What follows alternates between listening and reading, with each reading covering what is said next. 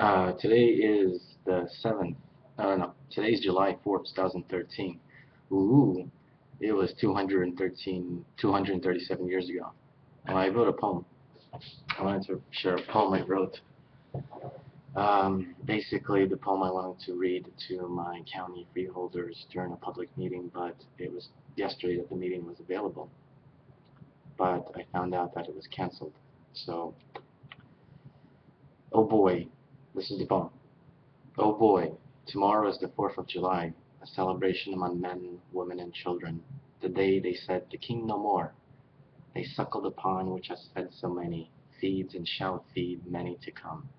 I'm new, I may never know, though I do not think America is a place for kings or lords or knights, not a place for peasants or squires. It was a difficult life for a knight to be bound by the will of the Lord, to be bound mind, body, and soul to the will of the king. Then it was the only way for the poor to move up in life. But here we are, America our suckle. Poor no more, we are people, separate from one another yet equal amongst ourselves. E pluribus unum, which is Latin for out of many one. We respect tradition, do we not? Certainly for the socio-cultural reasons. That is where we draw the line. Respect and nothing more. Is it not so? Those pesky redcoats, they still go on, for Queen and country, for Queen and country, for Queen and country, and we say, well, good for you.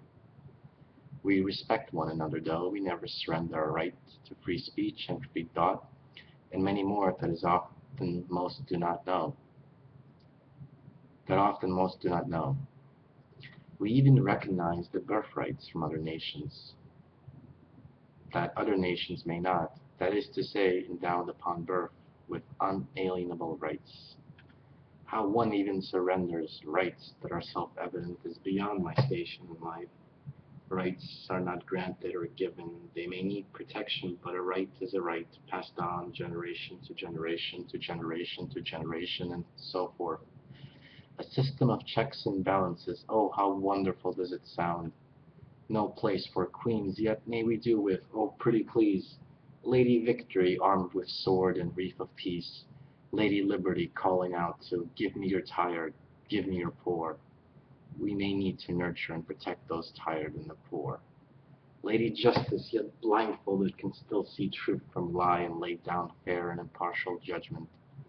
Lady Prosperity, to carry the beam of sun and water from the sky. Yet I cannot help to think and feel that some souls may find themselves lost, confused, and dazed upon the events of the world, a world that spins ever so brightly in the cosmos of the universe. Your beliefs are your beliefs, are they not?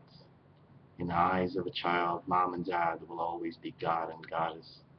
I believe they said, no more violation of nature's law, and sought the creation of laws among people, an institution of government among people, and so they revolted. On a day such tomorrow, 237 years ago. Oh boy, they said as they took their stand. That was then, this is now, and we may never truly be certain of tomorrow. Oh boy, one may never know what adventure one may find, residing in a county, state, nation, planet such as ours. Love, like tomorrow's modern, socially progressive, highly vigilant, highly trained, highly professional, proactive, community-oriented police department, seldom closes, and it always overcomes the obstacle of hate. Assalamu alaikum, a word of great utility, especially the various dialects of it. So this was the poem that I wrote. Hopefully it's enjoyable.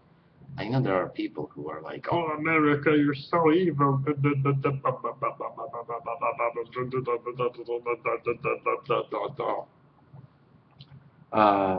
Be it as it may, there are problems. There are problems in all nations, and what people need to stand up, and they kind of have to peacefully, non-violently stand up.